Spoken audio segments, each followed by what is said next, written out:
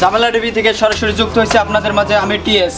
Sir T S এর মানে কি? টোকাই সাংবাদিক। আপনারা সাথে থাকুন। আমার দেখুন, পৃথিবীতে এমন একটা দেশ আছে যে টাকার বিনিময়ে সব পায় শুনছি, কিন্তু এই দেশে টাকার বিনিময়ে নতুন টাকা কিনতে পাওয়া যায়। ব্যাংক ব্যতিরিক্ত অন্য কোনো দেশে টাকা পাওয়া যায় না কিনতে, বাট এখানে টাকার বিনিময়ে টাকা পাওয়া যায়। তো আমার সাথে থাকুন, আপনাদের সেই স্থানে নিয়ে যাব। দেখুন কিভাবে টাকা কিনতে হয়, কত টাকার বিনিময়ে আমি কিনতে পারি সেটি দেখাবো।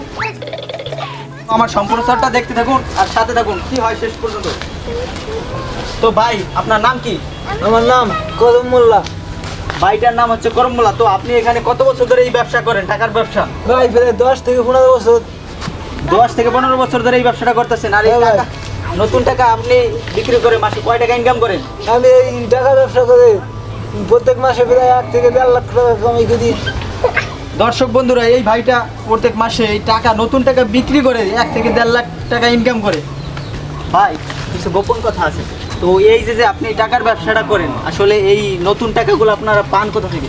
ভাই এই টাকা হইলে বাংলাদেশে খালি নতুন টাকা না, সব সম্ভব।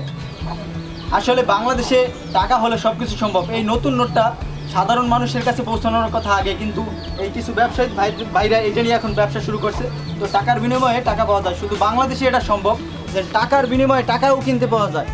তো ভাই, আপনি যে এইখানে বসে ব্যবসাটা করতেছেন, আপনার এই ব্যবসার এই বিটির কি ভাড়া দেওয়া লাগে?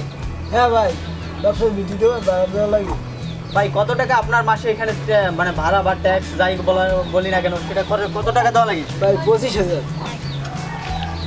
তো এখন ব্যাপারটা হচ্ছে ক্লিয়ার হচ্ছে যে এই ভাইটা এখানে এটুক জায়গায় ব্যবসা করে মাসে 25,000 টাকা দেওয়া যায়। তো এক মাসে সে নতুন নোট বিক্রি করে মাত্র 1.5 লাখ থেকে 2 লাখ টাকা ইনকাম করে। এটা আসলে তার আনুমানিক একটা হিসাব।